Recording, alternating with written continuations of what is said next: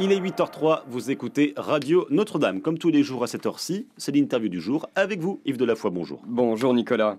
20 jours. 20 jours, c'est le temps qui nous sépare encore du second tour des élections municipales. Et si les listes et les alliances ont déjà été annoncées, les candidats et leurs équipes devront patienter jusqu'au 15 juin avant d'entamer officiellement leur campagne. Et c'est pas moins de 150 000 candidats qui vont s'affronter dans 5 000 communes avec parfois des résultats plus ou moins attendus et surtout parfois assez prévisibles. Ainsi à la mairie de Paris, où la maire sortante Anne Hidalgo, qui a fait alliance avec Europe Écologie Les Verts, est déjà annoncée grande gagnante par de nombreux sondages.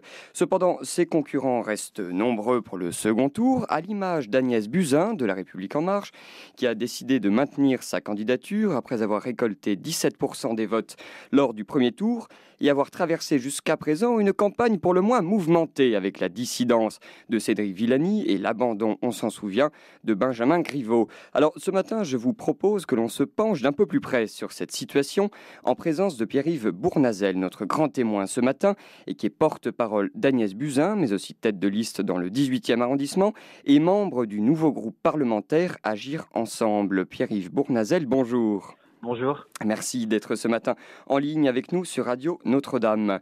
Alors, ça a été une décision très scrutée par les observateurs. Agnès Buzyn a donc décidé de se présenter au second tour, de maintenir sa candidature, avec des intentions de vote qui s'annoncent cependant assez défavorables. Quelles sont les raisons de ce maintien, Pierre-Yves Bournazel ? D'abord, tout simplement parce que nous sommes évidemment qualifiés pour le second tour dans tous les arrondissements. C'est le mode de scrutin qui le permet. Et ensuite, parce que dans certains arrondissements, comme le mien, le 18e, nous sommes en tête des listes de l'alternance à Madame Hidalgo. Et que nous portons des convictions et des valeurs pro-européennes, profondément humanistes, portées par la majorité présidentielle au sens large, d'Emmanuel Macron et aussi d'Édouard Philippe. Nous portons un projet pour Paris sur lequel nous avons travaillé depuis de longs mois. Alors ça, nous allons y revenir progressivement tout au long de cet entretien. Et incarné par des hommes et des femmes très investis dans leur arrondissement. Je pense à Delphine Burkli, par exemple, dans le 9e arrondissement, Frédéric Calandra dans le 20e, Florence Berthoud dans le 5e et tant d'autres. Et puis aussi, nous avons travaillé sur l'après-crise sanitaire. Et avec Agnès Buzyn, nous portons aussi un projet de relance économique pour protéger les petits commerces, l'emploi, donc le pouvoir d'achat des Parisiens, mais aussi un plan de relance sociale dans une ville qui est très chère en matière de logement, dans une ville où il y a beaucoup de précaires, où il y a aussi beaucoup de personnes isolées. Nous avons travaillé à protéger les plus vulnérables, notamment par un service public spécifique de maintien à domicile pour les personnes âgées ou les personnes connaissant un handicap, aussi pour un fonds de garantie de loyer pour rassurer les propriétaires pour qu'ils soient payés, mais aussi protéger des locataires qui pourraient perdre un emploi ou du pouvoir d'achat et les maintenir dans leur logement. Voilà. Donc pour nous, ça a été très important. Nous portons des convictions et des valeurs et nous voulons faire entendre notre voix dans cette élection pour être au Conseil de Paris, la voix des Parisiennes et des Parisiens. Alors Agnès Buzyn a eu des termes très durs pour qualifier le premier tour des municipales. Elle n'a pas hésité à le qualifier de mascarade. Elle s'en est excusée depuis. Les résultats du premier tour ont été véritablement digérés depuis, Pierre-Yves Bournazel ? Il faut digérer de toute façon tous les résultats. C'est la démocratie. C'était il y a 3 mois et depuis s'est passée une crise sanitaire inédite. Nous sommes rentrés malheureusement dans une crise économique et sociale profonde. Je viens d'en parler. Il faut travailler à des réponses. Nous y avons travaillé. Nous sommes les premiers avec Agnès Buzyn à porter un plan de relance économique, sociale, j'en parlais, culturel aussi pour défendre la scène culturelle parisienne, protéger nos librairies, nos théâtres, nos cinémas, défendre les intermittents, les auteurs. Nous avons travaillé sur un plan de relance vert pour transformer aussi profondément notre modèle urbain pour lutter contre le bétonnage de Paris, qui est quand même la marque de la mandature de Madame Hidalgo. Je m'oppose par exemple dans le 18e arrondissement au bétonnage d'un lieu ordonnaire poissonnier. Là, nous voulons un lieu de respiration pour les Parisiennes et les Parisiens. Vous savez que Paris est la capitale la plus dense d'Europe parce que nous sommes dans une petite ville de 105 km² au fond et qu'il faut inventer à l'échelle du Grand Paris les grandes solidarités en matière de transport et de logement. Cependant, l'union ne semble pas franchement être de mise au sein de la République en marche. Et selon des messages issus d'une discussion privée dévoilée par l'hebdomadaire Le Point, Marlène Schiappa, secrétaire d'État à l'égalité homme-femme, a écrit à son équipe de campagne dans le 14e: « Plus personne ne pense qu'Agnès Buzyn ne va être élue maire de Paris ». Alors comment réagissez-vous à cela, Pierre-Yves Bournazel ? Écoutez, je crois que Marlène Schiappa s'en est expliqué hier. Conversations privées, moi je ne les commande pas par définition parce que je respecte les conversations privées. Moi ce qui m'intéresse, c'est notre engagement public. Nous avons un projet qui est solide, qui est sérieux, qui est financé, qui a été construit avec des experts, construit avec des citoyens. Nous avons des élus très impliqués, des candidats qui incarnent la diversité de Paris, la diversité de majorité présidentielle, avec des hommes et des femmes qui viennent de la République en marche, mais qui viennent aussi d'Agir à droite constructive, qui viennent du MoDem, qui viennent de l'UDI, de la société civile, qui s'engagent dans la vie publique et politique parce qu'ils pensent qu'il y a une voie entre l'échec du mandat de Madame Hidalgo et l'opposition totale et frontale de Madame. Un échec, mais Anne Hidalgo est sortie grande gagnante quand même, ne serait-ce que de ce premier tour. Alors on voit que la voix d'Agnès Buzyn n'a pas été très plébiscitée. Mais ce qui ne m'empêche pas de penser que le bilan de Madame Hidalgo, pour partie, moi je ne suis pas sectaire, mais pour partie n'est pas bon. La saleté des rues, les problèmes de tranquillité publique, l'échec d'Autolib qui a été détruit, Vélib qui n'est pas aujourd'hui le service qu'il était sous Bertrand Delanoë, le ratage du marché public des panneaux publicitaires qui a coûté des millions d'euros aux Parisiennes et aux Parisiens. Et je pense qu'il y a une voie donc entre ce que je considère globalement plutôt comme un échec et de l'autre côté, une opposition totale et frontale par principe à ce qui est incarné par Madame Hidalgo. Eh bien, je pense que c'est la voie de la modération, c'est la voie de la pondération, c'est la voie de la justesse, c'est la voie du projet, c'est notre voie que nous incarnons avec Agnès Buzyn et tant d'hommes et de femmes qui sont convaincus que les Parisiennes et les Parisiens peuvent se retrouver sur notre démarche. Vous savez, Agnès Buzyn a été très attaquée. Elle a été très attaquée parce qu'elle n'était pas élue de Paris, elle n'est pas encore élue de Paris. Et donc, Rachida Dati ou Anne Hidalgo avait des mandats pour s'exprimer. Et elle, pendant le confinement, n'avait pas cette légitimité. On lui aurait reproché, d'ailleurs, comme candidate, de faire de la politique. Oui, et on lui reproche une sorte de parachutage. Elle est parisienne depuis sa naissance, Agnès Buzyn. Elle est parisienne depuis plus de 50 ans, donc elle ne peut pas être parachutée. Elle est parisienne, elle vit à Paris, elle a construit toute sa vie professionnelle à Paris. Quand elle a construit le plan cancer, c'est comme parisienne. Quand elle a défendu les enfants malades avec l'hôpital Necker, c'est comme parisienne. Mais vous savez, elle a été très attaquée. Et puis pendant qu'on n'entendait que ses pourfendeurs, elle soignait des malades à l'hôpital, les malades du Covid. Je veux dire, c'est une femme d'intérêt général qui a été vraiment très attaquée injustement. Et on voit bien aujourd'hui que son engagement, il est total. Et quand on voit le projet et toutes ses propositions sur le plan de relance, sur les protections nécessaires pour les personnes les plus vulnérables à Paris, on voit qu'elle est prête. On voit que nous avons un projet et qu'elle a un collectif derrière elle. Oui. Et ça, c'est très, très important dans une voie qui me paraît juste, c'est-à-dire celle de la modération, celle du service des Parisiens et pas d'un service d'un clan. Alors, le début officiel des campagnes électorales est prévu le 15 juin. Comment allez-vous procéder ? Est-ce qu'on peut s'attendre à une campagne exclusivement numérique ?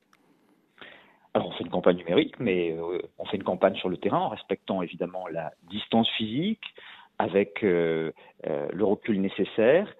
C'est pas les mêmes campagnes qu'avant, on se déplace pas très nombreux, à 2-3. J'étais encore hier toute la journée dans le 18e arrondissement, dans le respect des règles sanitaires. Évidemment, on ne fait pas de réunion publique, on ne fait pas de réunion d'appartement. On passe beaucoup de coups de téléphone.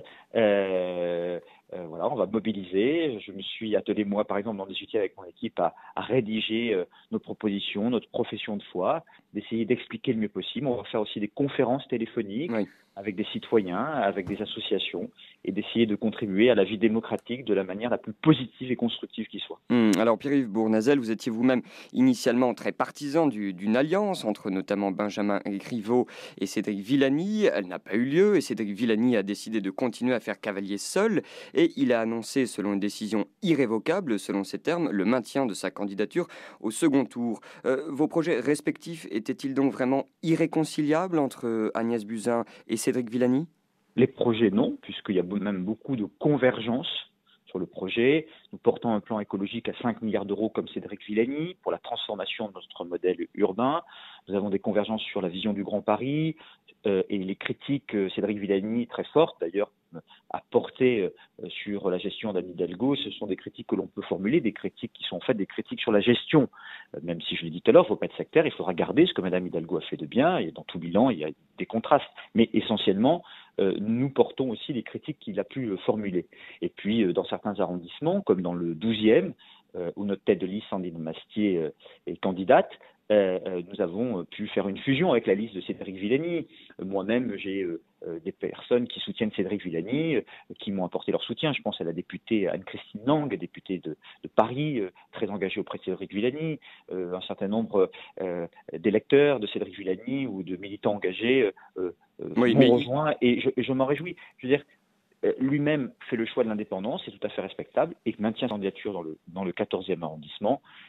Voilà, nous serons travailler de l'indépendance ensemble. Et qui va diviser beaucoup de voix aussi, car il a annoncé pour le second tour qu'il y avait quelques mains tendues qui n'ont pas été écoutées. Ça va forcément vous poser de gros problèmes pour ce second tour. Écoutez, moi j'essaie de voir les choses de manière positive, donc on a des convergences de fond sur le projet, ces électeurs auront librement à se prononcer, en conscience et en responsabilité. Ils peuvent voir que nous avons sur le projet, sur la vision d'avenir de Paris, vraiment de solides convergences, et que dans l'approche qui est la nôtre, nous avons aussi le soutien de nombreux acteurs de cette campagne de premier tour de Cédric Villani, et son indépendance d'esprit l'a conduit à se maintenir dans le 14e arrondissement en tant qu'indépendant. Je le respecte, c'est tout à fait son droit. Alors, Rachida Dati des Républicains maintient évidemment sa candidature. Une alliance avec elle était-elle également une chose absolument impossible, Pierre-Yves Bournazel ? Écoutez, moi je respecte chacune des démarches, mais nous ne nous inscrivons pas d'abord sur les mêmes convictions. Nous nous inscrivons nous dans la majorité présidentielle. Notre démarche est soutenue par Emmanuel Macron, par Édouard Philippe, par toutes les forces diverses de la majorité présidentielle, alors que la démarche qui est la sienne est une démarche de LR très critique contre le gouvernement, contre Édouard Philippe en permanence. Nous avons notamment aussi porté un projet où il y a des différences sur un certain nombre de points. Je parlais tout à l'heure du plan de relance économique, social, culturel et vert que nous portons. Nous pensons que c'est autour de ce projet-là que l'on peut préparer la gestion d'après-crise. C'est sur ces idées-là. Et dans les acteurs qui nous ont rejoints, eh bien, il y a des différences avec les listes de Madame Dati, et c'est la démocratie qui va s'exprimer. Est-ce la raison pour laquelle Agnès Buzyn s'est opposée assez frontalement dans le 17e arrondissement aux Républicains ? Non, mais il ne faut pas s'opposer frontalement. Il ne s'agit pas. Nous, ce qui nous intéresse, c'est de construire, à partir de notre projet, à partir de nos convictions, un avenir pour Paris, pour permettre une alternative qui soit utile à Madame Hidalgo. Car je rappelle que si on est dans une logique Hidalgo-Dati, c'est le Paris de l'Ouest contre le Paris de l'Est. Mais à ce jeu-là, c'est toujours Madame Hidalgo qui gagne, parce qu'elle a une majorité de sièges et une majorité d'arrondissements. Pour nous, il n'y a pas de fatalité de résignation. Notre positionnement central nous permet d'être un point de rassemblement utile pour dégager de nouvelles perspectives dans certains arrondissements et faire en sorte qu'il y a un changement. Et quelles sont justement vos grandes lignes de fond qui vous démarquent véritablement de la politique d'Anne Hidalgo ? Écoutez, ce qui nous démarque de la politique d'Anne Hidalgo, c'est d'abord une gestion de la vie quotidienne.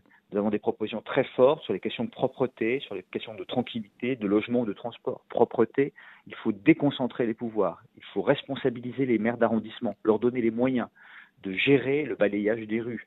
On a un vrai souci là-dessus. Il faut aussi mettre en place des travaux d'intérêt général, que ce soit sur la propreté, mais aussi sur la tranquillité publique. Tu casses, tu répares, tu salis, tu nettoies, pour mieux éduquer, mais aussi sanctionner de manière proportionnée celles et ceux qui commettent des actes d'incivilité.